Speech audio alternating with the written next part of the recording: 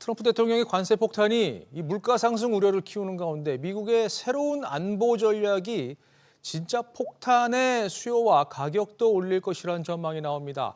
득이 되지 않는 다른 나라 전쟁에 미국이 왜 개입해?이라는 트럼프식 계산법이 당장 유럽의 방위비 증액으로 이어지면서 관련 주가가 급등하고 있는데요. 우리 방산업계 주가도 고공행진을 펼치고 있습니다. 이 흐름은 임선우 캐스터가 짚어보겠습니다. 미국이 우크라이나의 지원을 끄는 거, 이게 지금 주가 상승의 결정적인 계기가 됐죠? 네, 그렇습니다. 트럼프 대통령과 젤렌스키 우크라이나 대통령 간 정상회담이 파국으로 끝나면서 북대서양조약기구 나토의 균열이 커지고 있다는 관측이 나오고 있습니다. 네. 결국 유럽 문제는 유럽이 알아서 하라는 건데 대서양 동맹이 깨질 가능성이 제기되자 우크라이나 전쟁 발발로 오름세를 탔던 방산주들이 이번 주 또 한 번 폭등했습니다. 그간 미국에 의존해오던 유럽 각국이 각자 도생을 위해 방위비 지출을 크게 늘려야 하는 상황이 됐고요. 유럽 주요 방산주들은 사상 최고가를 경신하는가 하면 유럽 군비 증강의 수혜가 예상되는 국내 방산주도 들썩이고 있습니다. 실제로 얼마나 올랐습니까? 네, 주요 종목들을 보면요. 젤렌스키 대통령이 백악관에서 수모를 겪은 날 유럽 최대 종합 방산 기업인 독일의 라인메탈 주가는 14% 가까이 올랐고 독일 방산 전자기기 전문 기업 헨솔트는 22%나 급등했습니다. 이 밖에 영국 BAE 시스템즈와 이탈리아 레오나르도 등도 급등세를 보였습니다. 방산주 상승에 힘입어 독일 닥스 지수는 2.6% 급등해 신고가 기록을 새로 썼고요. 프랑스 깨아크 지수도 지난해 5월 찍었던 사상 최고가 기록에 바짝 다가섰습니다. 여기서 그치지 않고 이후 독일의 차기 총리 프리드리히 메르츠가 수천억 유로 규모의 방위비 투자를 발표하면서 유럽 재무장이라는 중요한 전환점을 맞았는데요. 이 소식에 닥스 지수는 또 한 번 4% 가까이 급등했고 독일 증시 호조의 유럽 전역의 스톡스 600 지수도 1.8% 상승했습니다. 그렇군요. 많이 올랐는데 관심은 여기서 더 갈 거냐인데요. 어떤 전망이 나오고 있습니까? 네, 업계에선 추가 상승 여력이 있다고 보고 있습니다.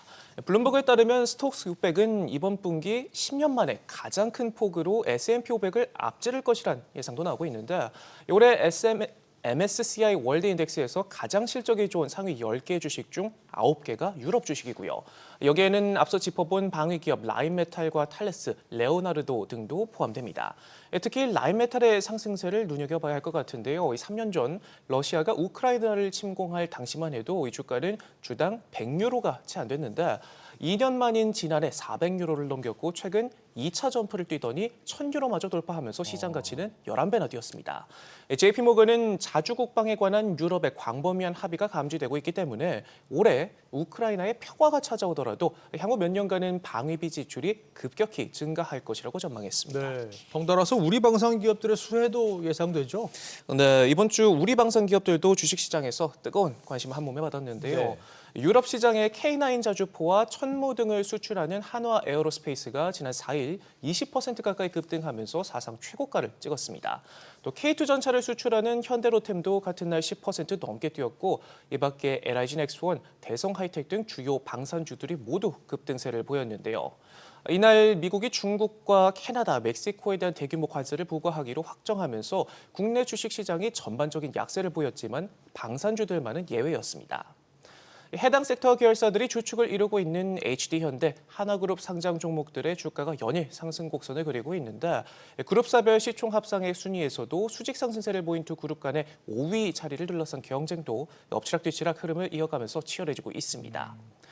국제전략문제연구소에 따르면 전 세계 국방비 지출은 2023년 2조 4,600억 달러, 우리 돈 약 3,593조 원으로 사상 최다를 기록했는데 전문가들은 북유럽 국가들이 현재 GDP의 2% 수준인 군비를 빠른 시일 내에 3% 수준까지 늘리고 장기적으로는 5%까지도 증강할 수 있다 보고 있습니다. 네.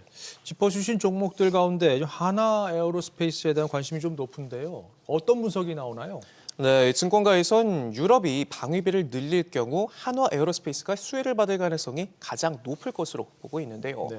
LS증권은 유럽 내 방위비 인상은 불가피한데 단기에 필요한 무기 체계를 유럽 내에서 획득하기란 어려울 것으로 판단한다며 가격, 품질 면에서 우위를 가지고 있는 국산 무기 체계 매력도가 커질 것으로 전망한다 말했고요. 종전이 된다 하더라도 한화 에어로스페이스 무기체계 수요는 늘어날 것이라는 기대감도 나옵니다.